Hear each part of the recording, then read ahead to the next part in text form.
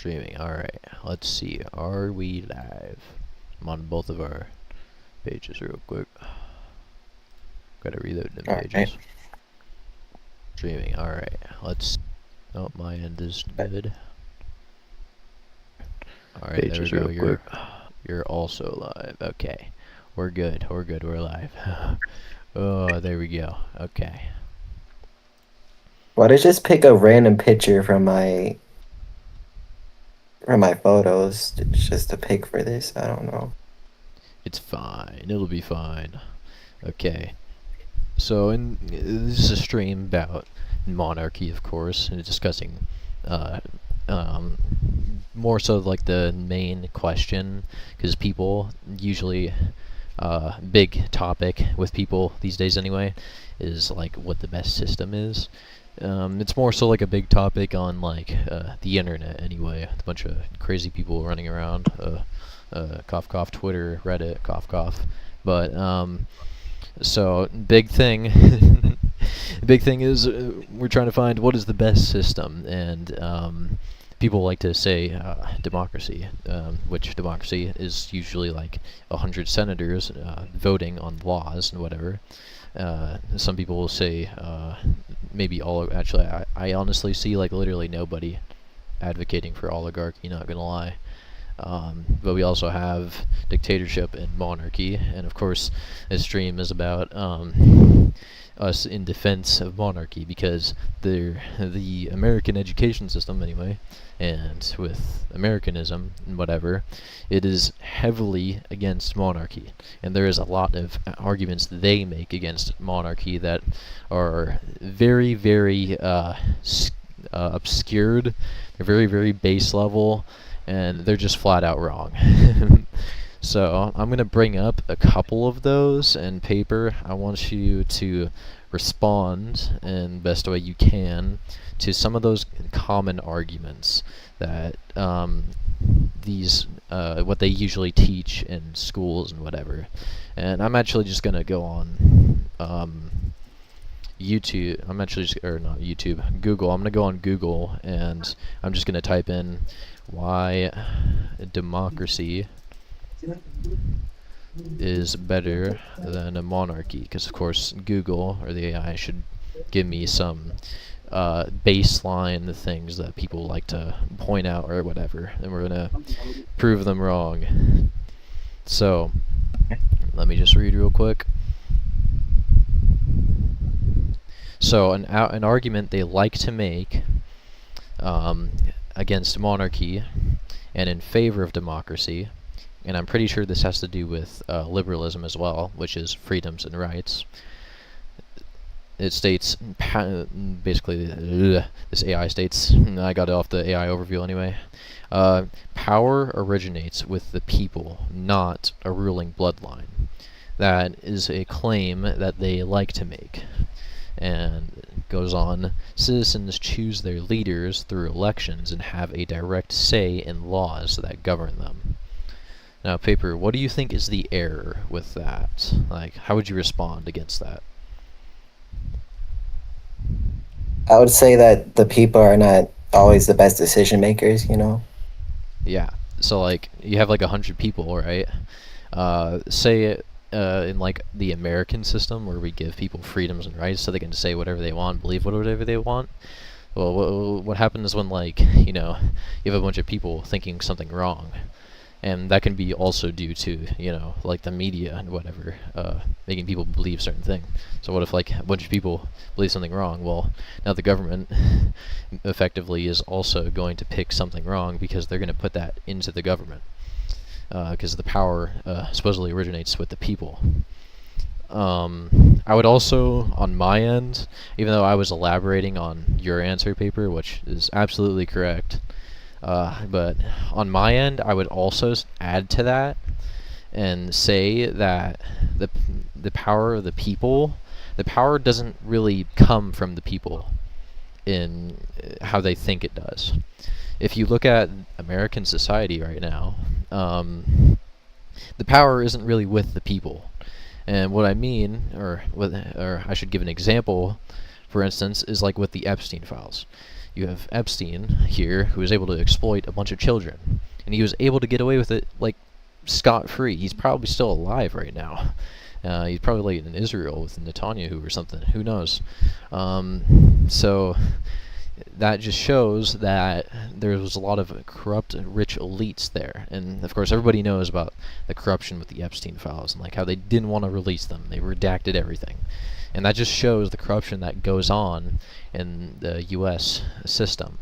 And the people in the U.S., despite like a bunch of people saying that like the Epstein files are all wrong and they want them released and stuff, well, the government still hasn't done it.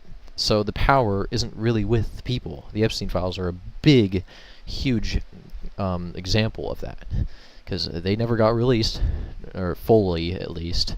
They're getting redacted and whatever, and the elites are still covering up. In fact, they're in the office right now, basically laughing at the whole entire thing. Like, I think there was a clip of Bill Clinton getting handed like the Epstein files, and he was like looking through them and like laughing at them, like, ooh, those are some good memories, and just without a care in the world, because nobody was going to prosecute him because he has the money. So that's my take on there right there, is that the power doesn't really come from the people. It actually more so comes from the elites, people with money. That's where democracy and liberalism, that's where the power goes to, is to those people. The second thing that came up on here when I just typed why democracy is better than monarchy, let's see. Elected officials are accountable to voters.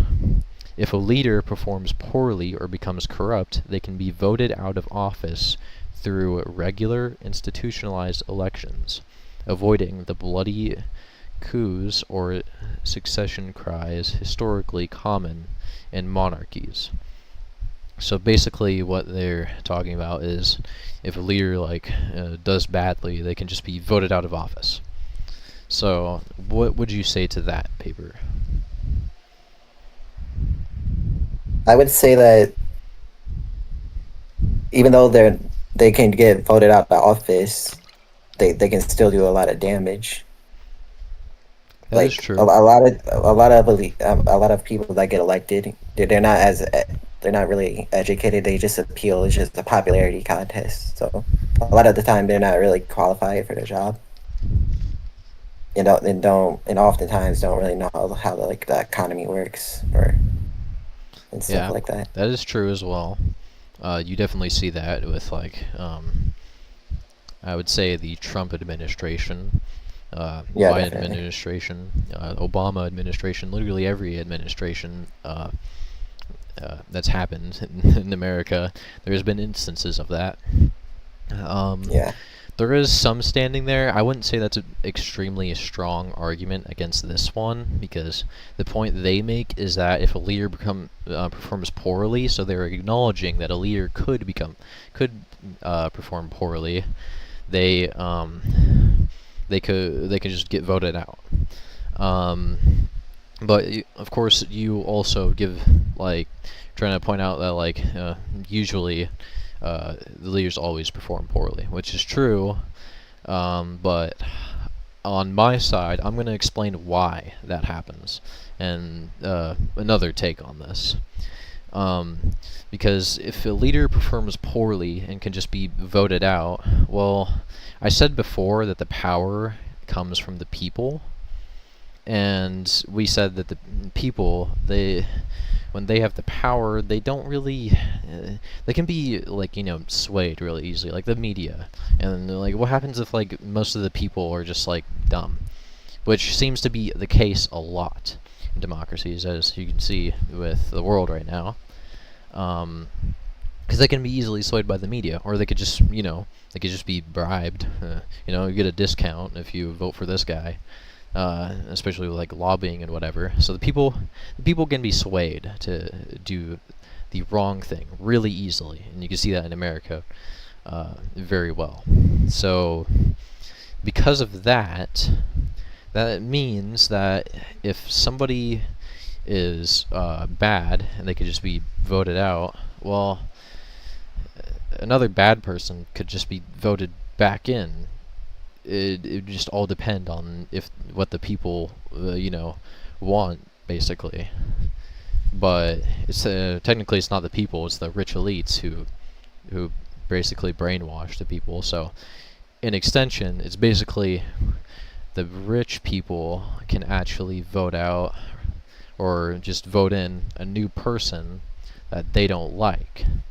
So the biggest thing about this argument that they make is that they say if a leader performs poorly or becomes corrupt, they can be voted out, but uh, the definition of corrupt or performs poorly, uh, I mean that definition can vary according to the rich elites, how the rich elites see it, because they technically hold the power instead of the people, because we already discussed that they basically control media, they control money, they have control of the resources here, they can do whatever they want there, especially in a liberalistic democracy.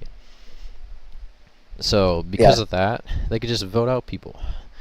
Um, and so this thing that's supposed to be a positive, where you can just get a leader out if they perform poorly, is actually a negative point for the people advocating for democracy anyway, because that essentially means the elites, they can just kick out anybody they don't like, because they can just spin the media and lie about a person they don't like that's in office, and then all the people are going to see that and be like, oh, that person's bad, I better not vote for them, and bam, they're kicked out of office. When they could be an awesome leader, they probably are I don't know, giving us lower taxes or something, or making the food prices go down or whatever, advocating for no pedophilia, trying to release the Epstein files. But the rich elites, they can just vote them out, because they can, just make up a lie in the media, because they control that. So now that person's out of office, they were a good person, and now they're out of office, and they can't do anything about it, because they don't control the media. So basically, it all goes down to the elites who actually control that instead of the people who control that. And even if we say let's take out the elites, maybe it actually is the people doing the voting or whatever. Well, I mean, those people could be bad, What if all those people believe that murder is good? They just murder people, and that's a law they want. Well, now they can just institute murder as a law, because they could just kick out all the people who are advocating against that. They could just vote all those people out, and well, now you got a liberal democracy that basically supports murder and makes it legal. So there's a lot of flaws with that. Anyway. I- I'd also like to add with that, um, for example, in liberal democracies, both parties seem to usually have the same end goal, as you can see with the Democrats and Republicans supporting the war in the Middle East. True. I mean, not in the Middle East, like the Gaza war Mm-hmm. in Israel, because Israel is out here um, giving both parties money through APAC. Mm-hmm. Yep. I mean, So that like that. is the Middle East, so you're correct with that one. That all takes place in the Middle East. But yeah, Yeah. that is a good point right there. If you look at it from if you have a take where you're not you don't believe in freedoms and rights like liberty. If you don't believe in that, and you look at the bigger picture, you see the Democrats and the Republicans, they are very similar in beliefs. They have very, very minor differences in their beliefs. One Yeah. doesn't support abortion, one does support abortion, but at the core root of their beliefs, they both believe in liberty, freedoms, and rights. They still believe in that. And they also might, a lot of them also might commonly believe morality is subjective instead of objective. And they also believe in democracy. Obviously, they very much support it. So they all believe in democracy. They all believe in the Constitution. They all believe in all of that. So they're not all that different. They're actually, excuse me, they these two sides are not all that different. They're pretty similar. So Yeah.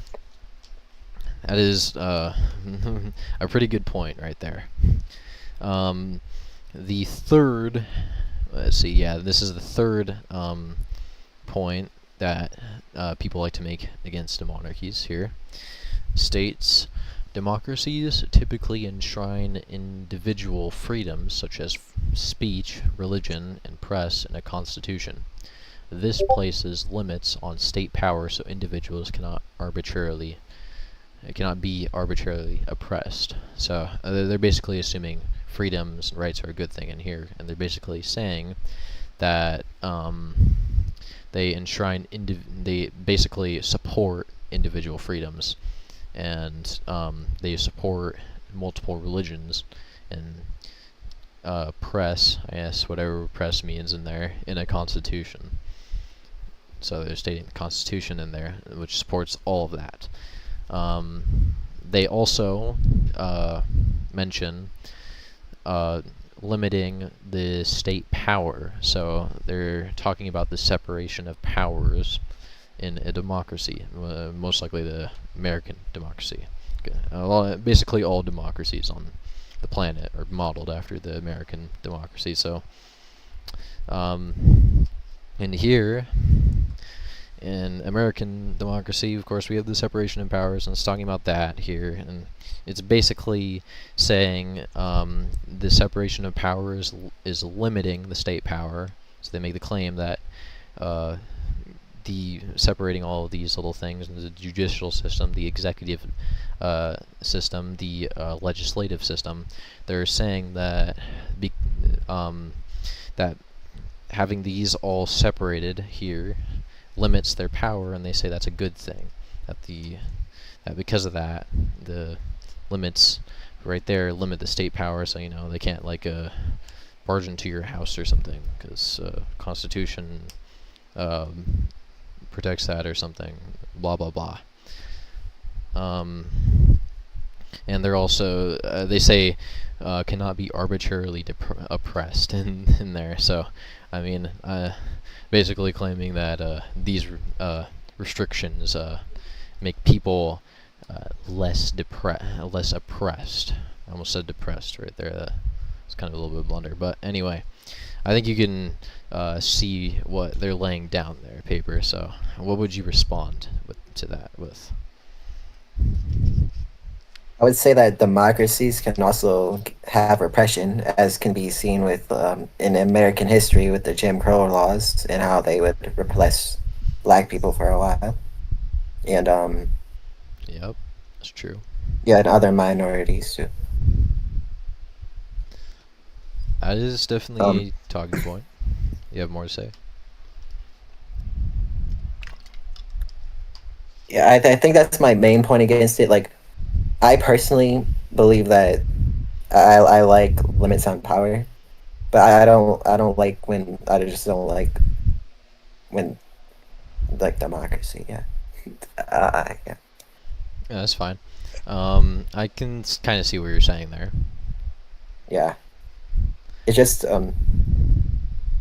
with monarchy and like a more authoritarian government, it is easier for them to have like a single goal and to like in democracy, like they keep like switching between stuff like policies The when different one parties. loses an election. Yeah.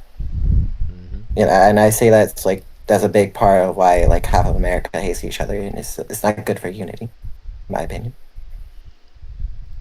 Yeah, I think there is a point there to be made. Yes, the unity is definitely split in democracy with all the parties. I think people are even advocating for 3 parties or 4 parties to end the 2-party system, as they believe that would make things better in democracy.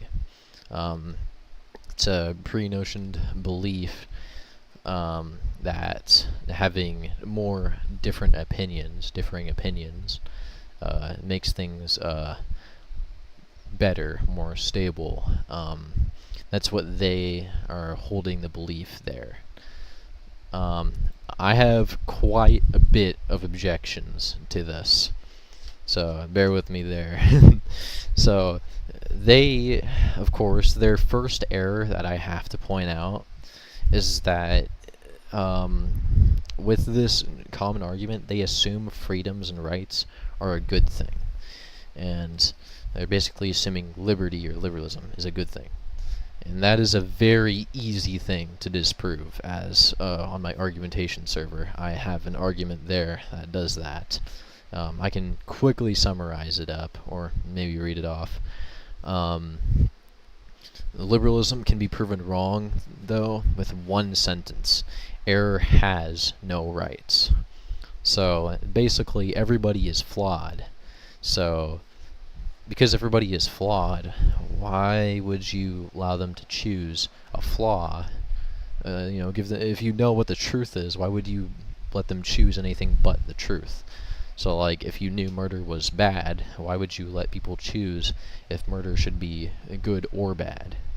It wouldn't make any sense to let them have the choice there.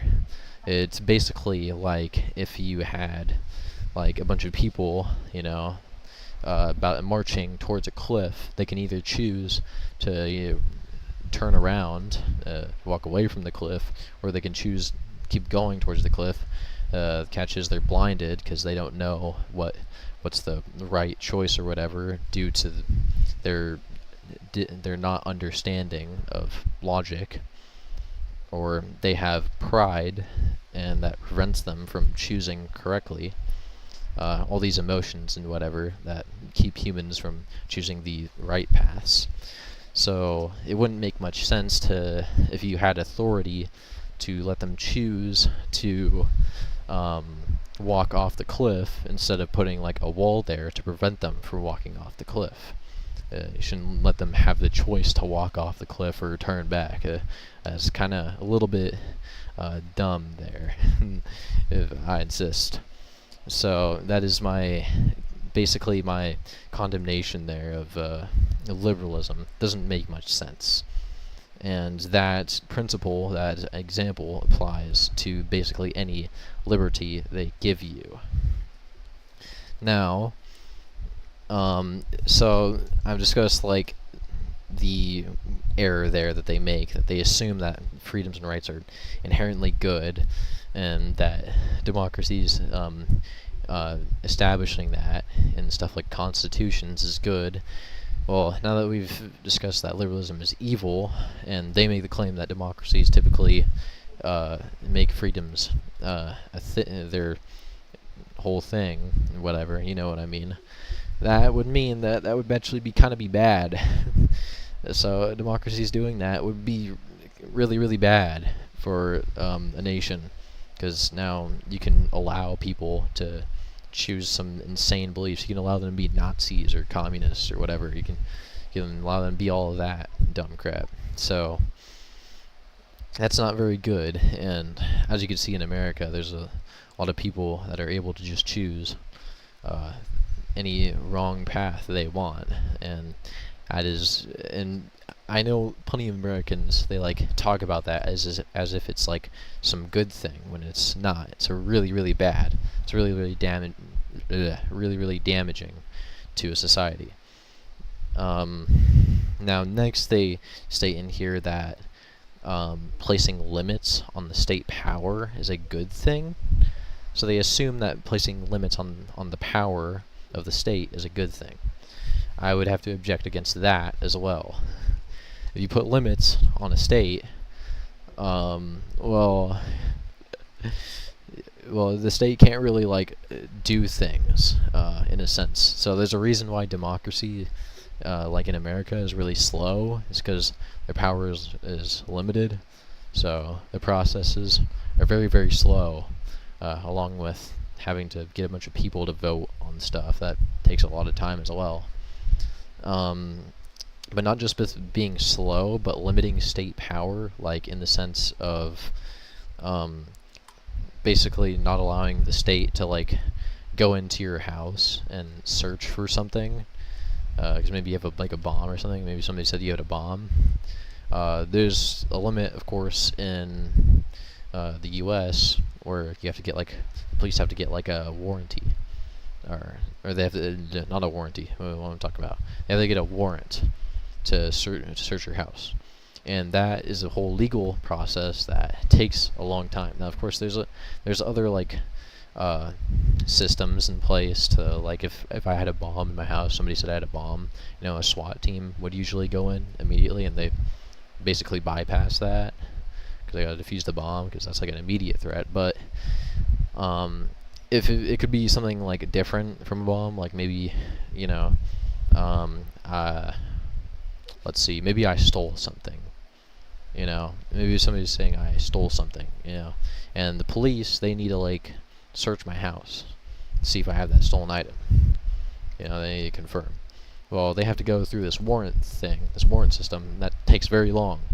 So, usually how it works in democracy, that can be dragged out for months, especially with like typical court cases and stuff. But that warrant thing, that could be dragged out for months, days, weeks, just because the system is really, really slow.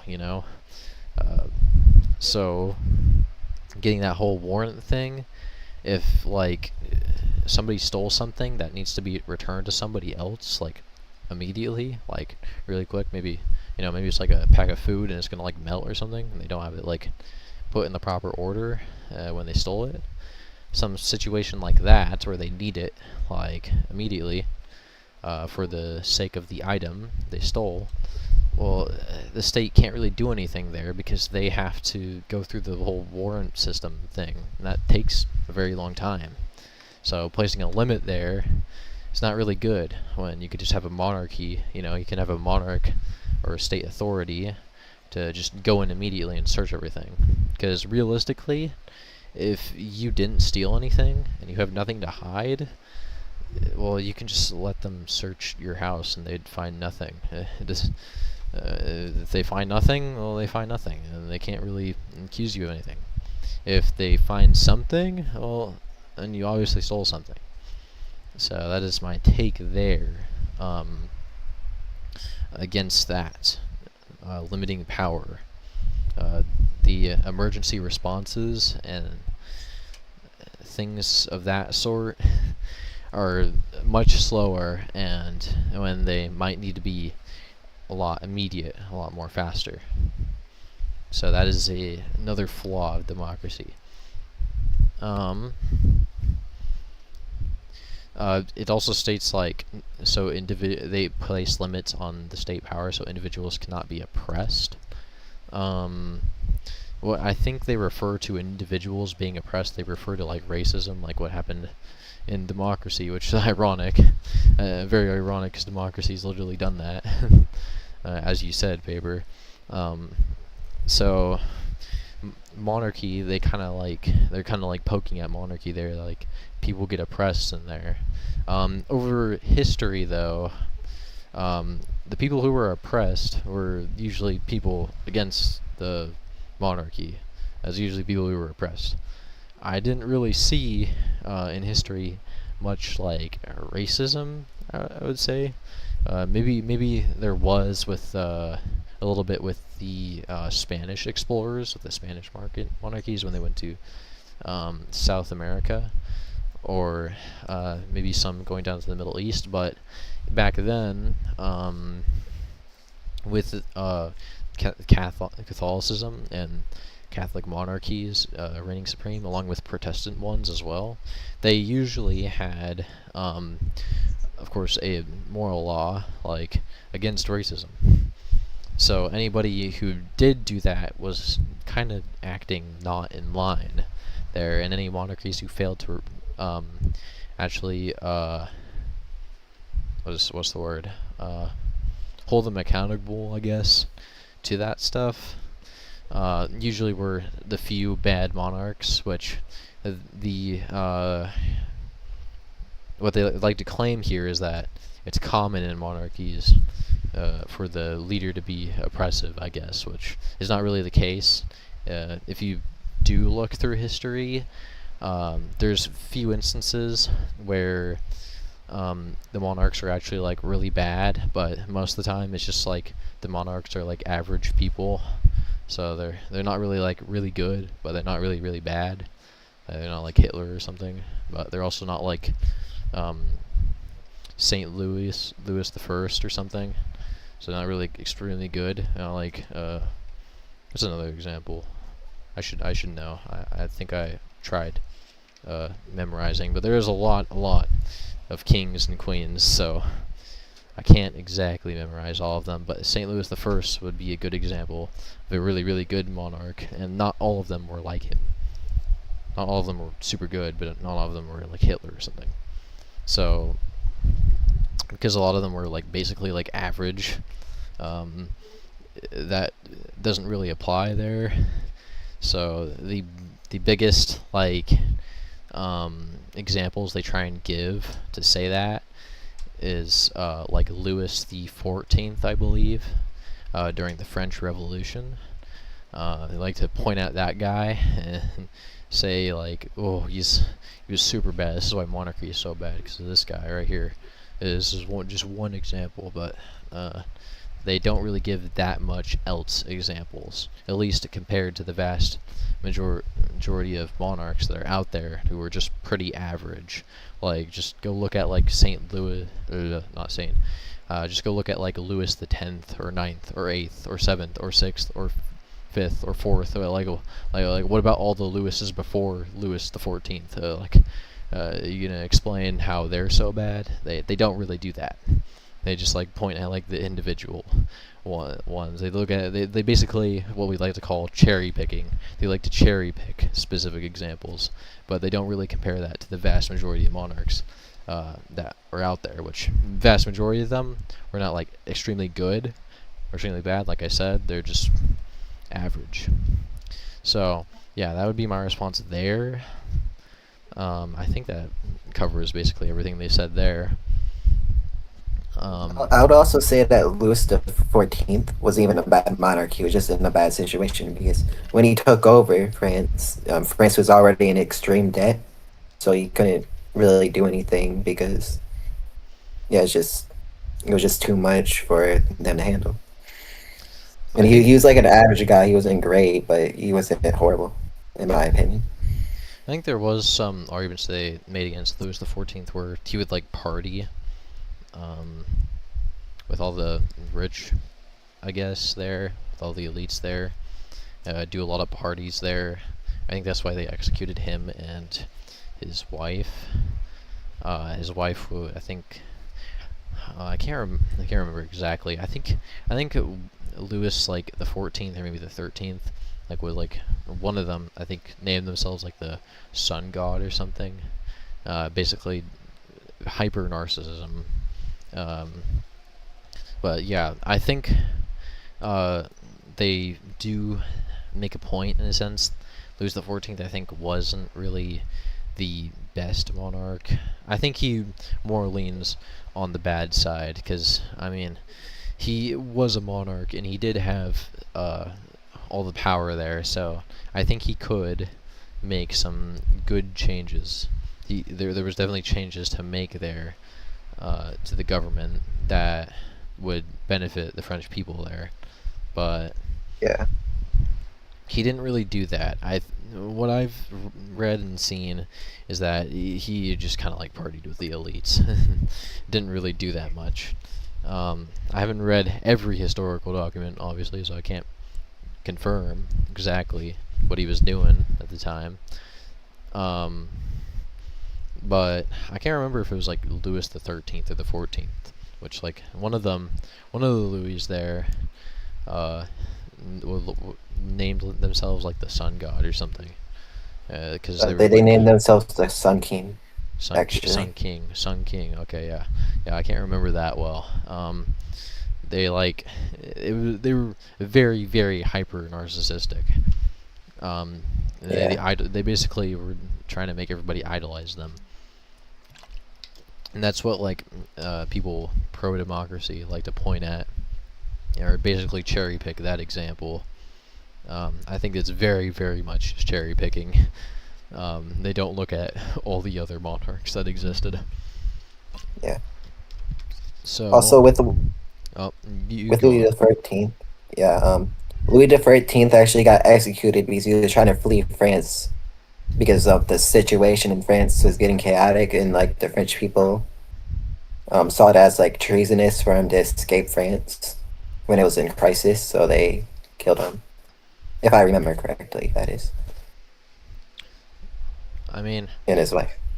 I don't think it was a very good thing to execute him there. I don't think that's very just a reason.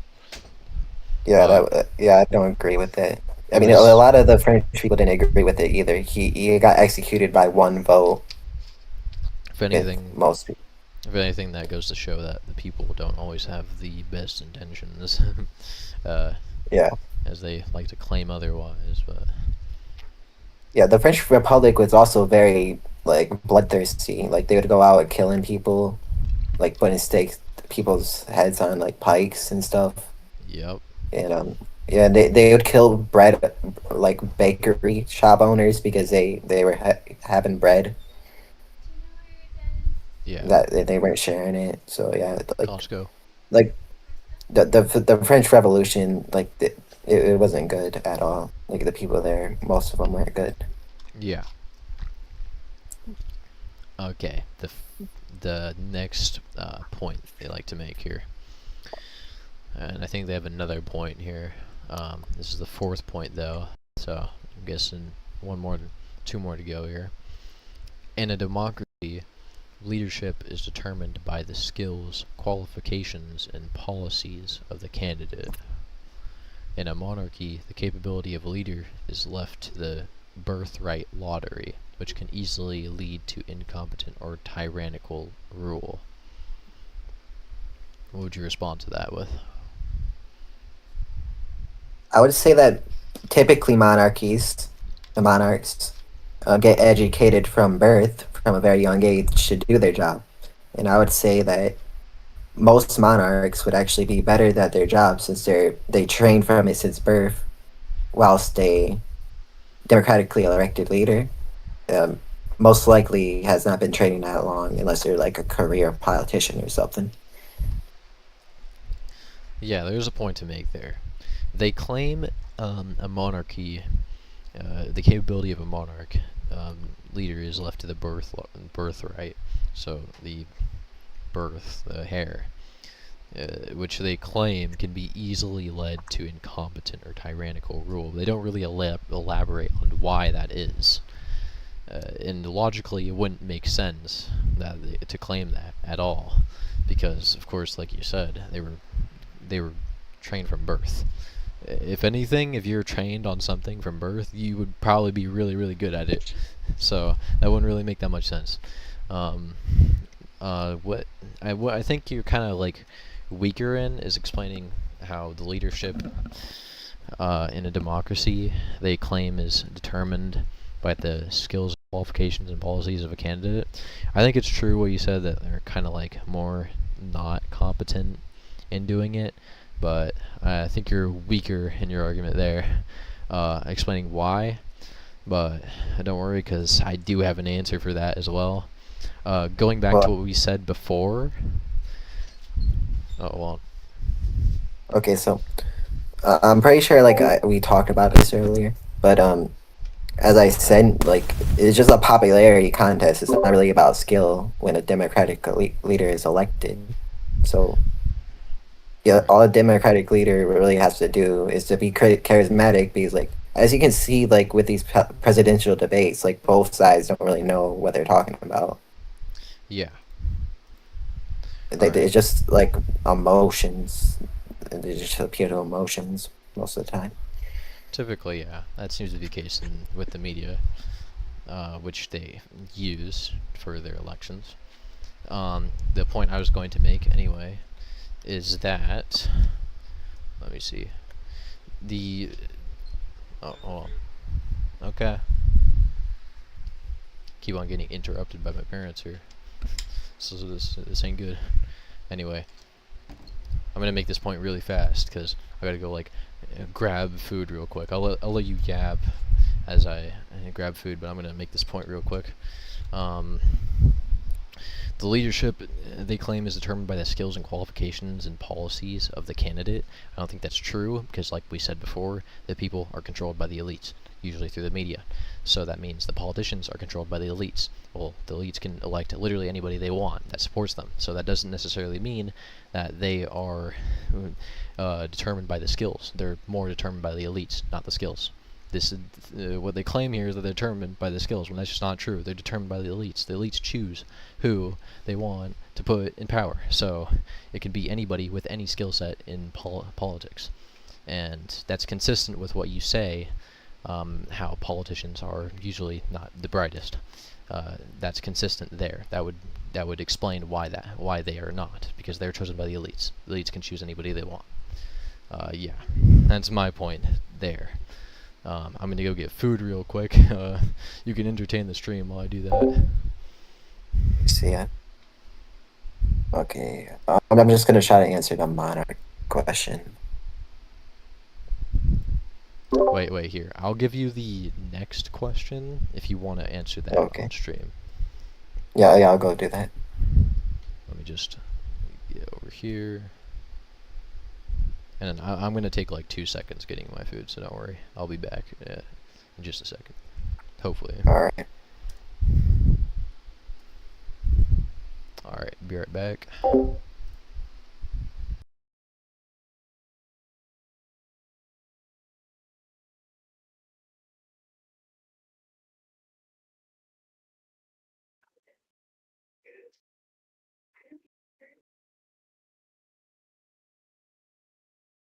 I guess I'll say my favorite monarch is Napoleon. He was a great strategist. But yeah, I'm just gonna pick him as my option.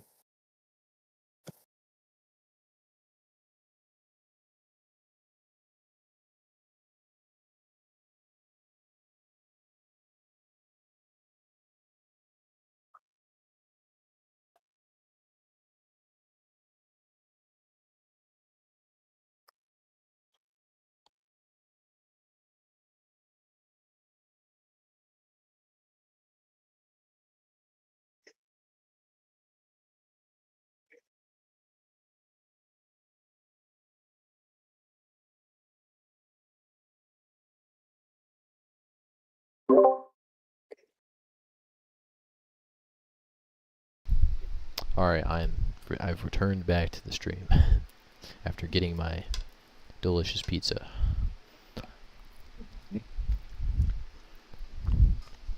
Kind of off topic.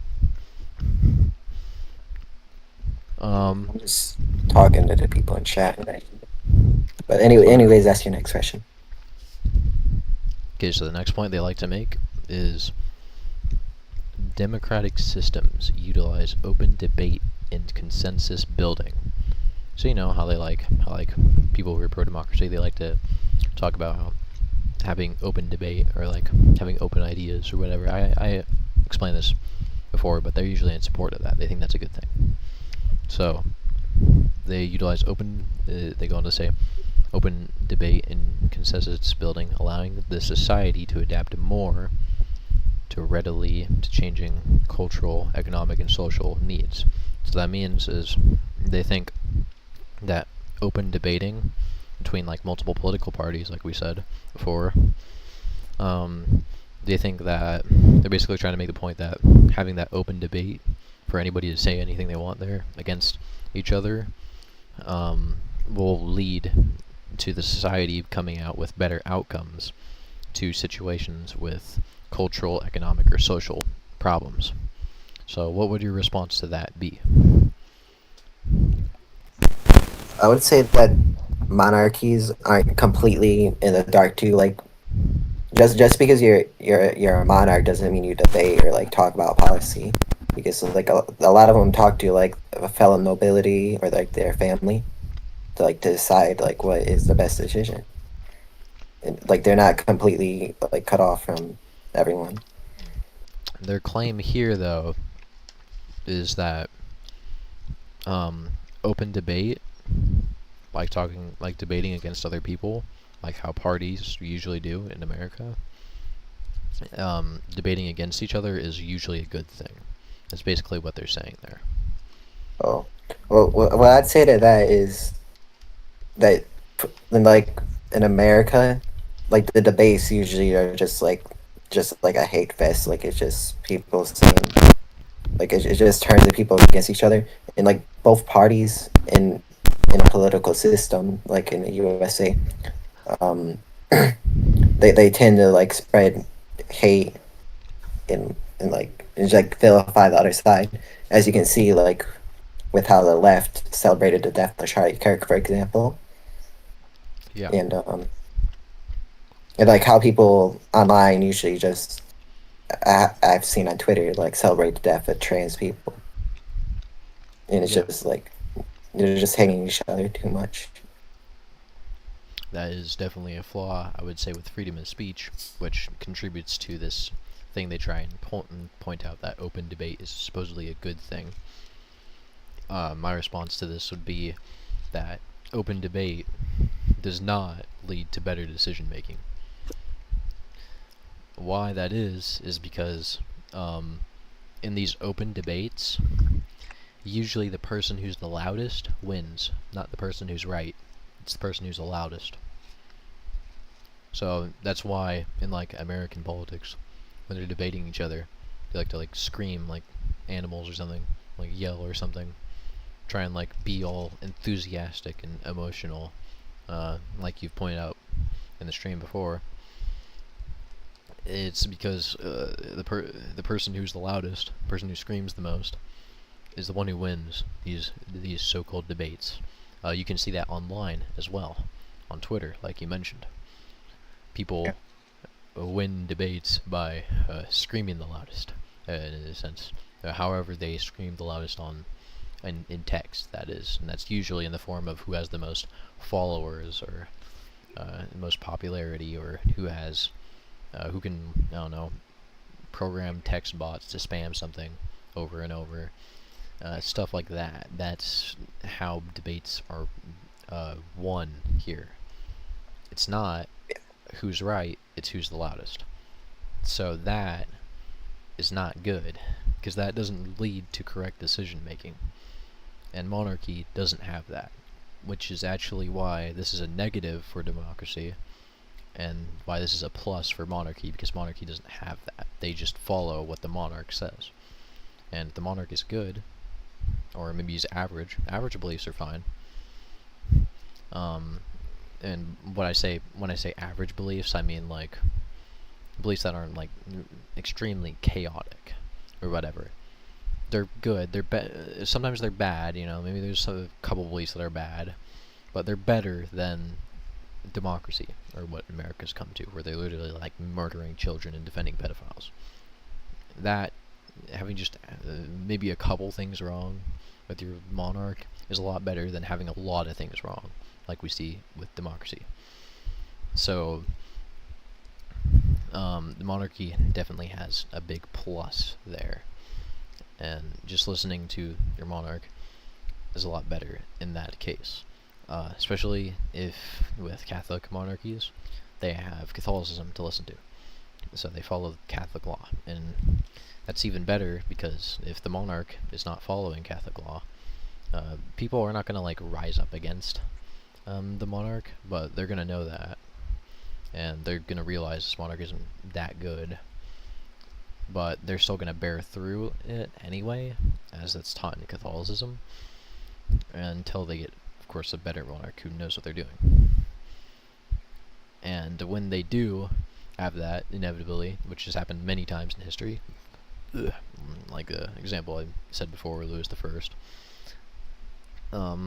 he, when that does happen, the monarchy is extremely stable and is very good in all intention. That's also been showcased with the papacy. If you don't know, the papacy, or the pope, that system is a lot like a monarchy as well. You might think it's not, because they have cardinals that vote on who should be the next pope, but those cardinals were determined by, I think, St. Peter all the way back. It's the roots of Christianity. Those cardinals were determined at first by members of Catholicism. I think it was Saint Peter, maybe the Pope after him. Not sure exactly who, because of course we don't have like a video evidence of all of that, on who exactly did that. Historical documents get lost and everything. But it all stemmed back from those cardinals being chosen, essentially by Christ, in a sense, who is the ultimate monarch. They were chosen, so thus it didn't really stem from a democratic system if they were chosen, and thus those cardinals choose the Pope, and the Pope chooses the next cardinals. So it's kind of like a monarch choosing a bunch of hairs to choose who the next hair should be, and those hairs were chosen by an original monarch. So that basically makes the monarch system there still a monarchy, or still a monarchical, however, whatever plural that is for that, or adjective. Jeez, I can't even say it right. Whatever that is for monarchy, it still makes it like a monarch system there. And Yeah. leading back to my point, open debate, not very good, not very good at all. Also with open debate and stuff, that also allows like religions, all types of religions to openly debate against each other, and monarchy solves that by just having a state-mandated religion, or maybe no religion at all, which not as good, I would say, but they have a state-mandated religion, so there's no debate there. For your state doesn't allow you to debate there. So that would be my counter to that. Anyway, I would agree that all the arguing on Twitter isn't exactly a good thing to be advocating for there. I think that is the last, though, of the questions here. If there's anything you want to add on to anything I said? I would like to say that with like the screaming debating and like just people just being the loudest, I think that's more of a modern thing. Like people just like losing what's it called? Patience, Like control. yeah, patience. Like the social like social differences compared to before, because before presidential debates weren't like that crazy. They were just normal and Yeah. they were actually discussing things. But now it's just whoever talks the loudest, and like them just insulting each other in a like yeah, in a childish way. I see. Yeah, so I think it's more of a cultural issue on that point, and I don't think open debating is bad, but it's just like gotten toxic lately. Like when debating is done right, at least. I say there's a reason for why people lost their patience. I don't think it came from thin air. I don't think people just randomly, uh, the next generation just randomly like decided to be more impatient, Yeah, of yell at each course. other. So I would think the why they've lost more patience these days. Um, it's due to a lot of issues, a lot of stems, a lot of roots. I could point out a lot of things for why. One big case being in the family. The family is attacked in the modern age because the family is not very good. And we have like parents giving like iPads to kids or whatever. It's not very good. They don't really do good things with that. So along with that is a lot of bad parenting because a lot of parents are very impatient because that stems from laziness. Laziness breeds impatience. Um, or can go the other way around, I believe. Um, with laziness, you have impatience because when you're lazy, you just want things to work here, and so you're more impatient because of that. So with laziness, how that happened, and more so in America, is with consumerism, more consumption of everything, along with, I think, going back to liberalism, freedoms, and rights. I think it all comes back there, in a sense. the laziness and impatience there, because when you have freedom to do anything you want, pick anything you want, um, you just like you don't want to like debate like 500 people now that there's like because with liberalism you have a bunch of people that can pick anything they want, so you're gonna have like 50 different people with different takes to debate against, and you don't really want to do that, so you lose your patience because you just want to stop. You don't want to keep on debating all these people. It's too much. And in a sense, I've also felt that myself, in a way as well. But I think Yeah. that's a less affected. I think it's more so to do within the family. The family is mostly what's being attacked in the modern age. People were not being raised very well. I think there's a lot of issues I could bring up because of that. Um, oh, this pizza is really good, by the way. I'm eating pizza while doing this. What kind? What kind of pizza is it? It's stuffed crust pizza and it's got cheese on it. It's got like Yummers. cheese, little pepperoni cheese pizza, stuffed crust, cheese in the crust. That's the good stuff. Anyway, yeah, I think it mostly comes down to the family, how people are raised. Yeah, definitely. Because people, like with millennials, they weren't really raised like on the iPad, but they were raised like with the TV and stuff. And now it's like more exacerbated with all this technology around. You also can see that like when they're raised with those iPads and all these screens and whatever, they get addicted to these games and they lose their patience on Yeah, the games. The Xbox kids. yeah, That's where you can also see that instance of lack of patience there as well. yeah. I'm thankful that I grew up without like internet for a while. Well, that was mostly because my family was poor, but yeah, I think that did good things for me because I didn't get corrupted by that stuff at an early age. Unfortunately for me, I cannot say the same. Um, I had to suffer through all of that kind of errors that happened there. Back when I was like 9 years old, I would play Xbox. Whenever I lost like a game on Hive in Minecraft, like throw the controller across the room, start punching my controller, getting all angry. I remember I used to be one of those kind of kids. Uh, Over time, I yeah, had to, I was like that a bit too. yeah, over time I had to learn how to get more patience. Um, um, I learned that impatience mostly from my family, who are not very impatient. Hopefully they can't hear me. Yeah. Mm.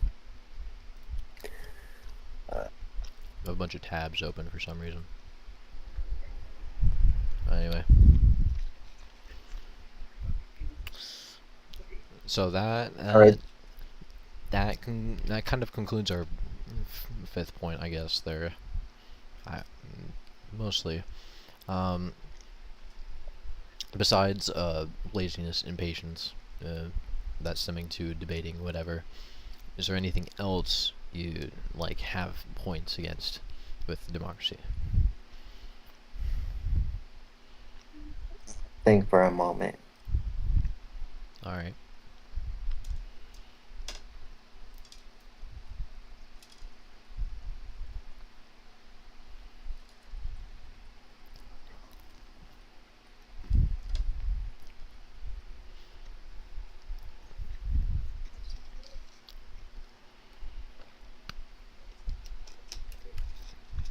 Mm. Take your time, because I'm eating my pizza. Yeah.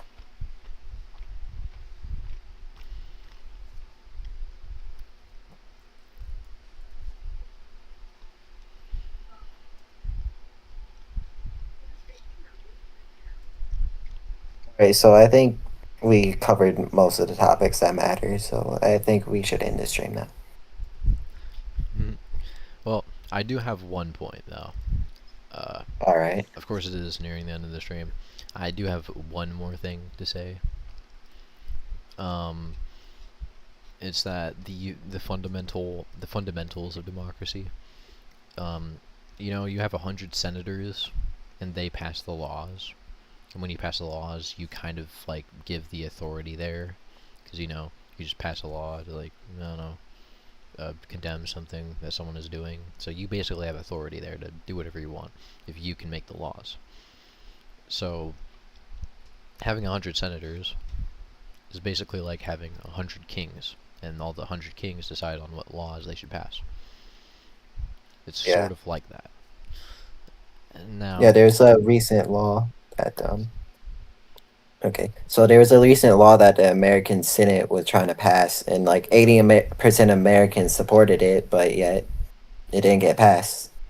And like what happens with stuff like this is that like one party decides to add stuff to a law, yeah. and then like the other party doesn't want to pass it because the other party added one thing that they didn't like to the law, and then nothing gets done. And this happens commonly in democracy. Alright, I see.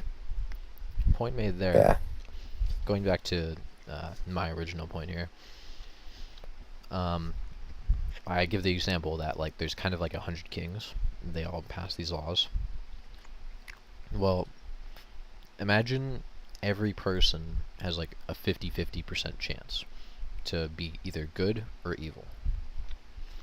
So you have 100 kings versus one king. 100 kings deciding a law versus one king deciding a law. That one king is a 50-50 on if they should pass that law or not. The other kings, the 100 kings, that's a bunch of that's like 100 50-50s.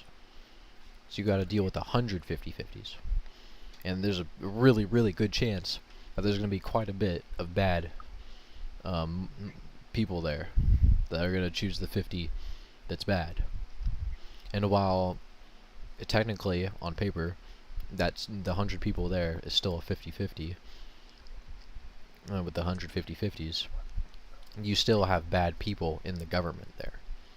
If you have bad people in the government, that influence spreads. So that negative influence of bad people in your government will spread to the good people who are in your government. And they might think some of the bad people are right and switch their ideas up. And that's kind of bad, really bad for humans, because humans kind of like more so tend to be evil. They kind of like tend to the evil side, as you can see in the modern day. It took a lot of work from monarchies back in the day to stop that. And ultimately, right now, you can see the effects of how when monarchy fell, everything kind of got worse. So with this, you have 50-50s, all these 50-50s of people choosing good or bad. You're inevitably going to have a bad person. It's a lot more likely chance that you're going to have a bad person in that government. Of 100 people that are all 50-50s, you have a much likely more chance that just one of them is going to be bad, and that negative influence can spread throughout the system.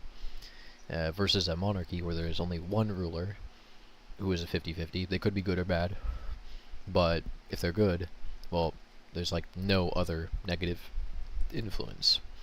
I mean, maybe you could have negative influence from your family, but your family probably isn't 100 people. You could have negative influence from your generals, but I doubt your generals are 100 people as well. So I think there's a point to be made there as well. I'd also like to make another point that to be a politician, to be successful as a politician, you do have to be kind of a bad person.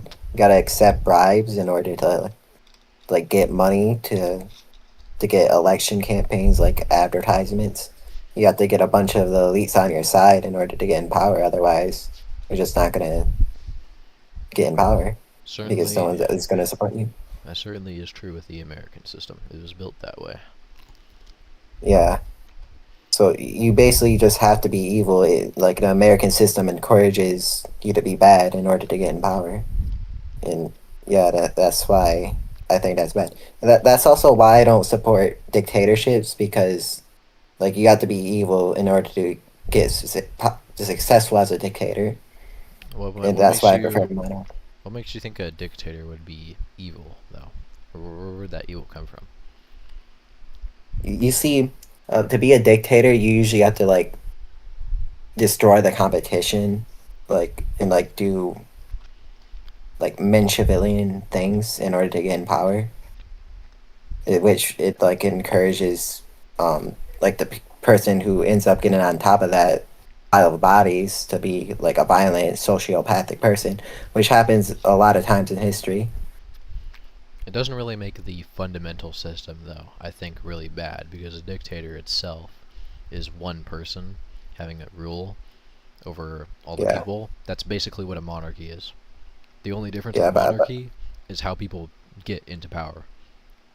but I think that's very important, like how people get into power, because with dictators, they have to like kill off a bunch of people usually, and yeah, do a lot of stuff in order to get into ours. And like I think that ends up corrupting a lot of people, or like encouraging corrupt people. Is it encourages sociopathic and psychopathic behavior? Whilst when a monarchy, when a monarchy is just born with the power, and is born in a stable family, most of the time, like they're most likely going to be a better person. That is true. I think that is a true point to make there. I personally don't think it would Yeah, make dictatorship inherently evil or inherently bad system, but it does make monarchy a better system than dictatorship, because yeah, there's a lot of different ways that somebody could rise as a dictator, and that is one of them, and that has happened historically. While monarchy has a simple, easy system over it. yeah. So I think that concludes most of our points there on why monarchy is the best system. I didn't really cover monarchy versus oligarchy, but if I had to summarize, oligarchy is, well, America is basically an oligarchy. All the elites Yeah. are basically just oligarchs. Controlling like all the people. So point proven there. I think that's a case closed for that. There's not a lot of people who defend oligarchy as well, because it's very obvious why it's a really bad system, putting the elites in power anyway. Um, Yeah. but yeah, I think that concludes most of our main points on why monarchy is the best system. Uh, so, I mean, if you don't have anything else to say, then uh, yeah, we can wrap it up here. All right. Thanks for having me here. Yeah, that's gonna be the next stream now. All right, I'll see you later then, Paper. Nice All stream right. now. Bye. Yeah. Thanks.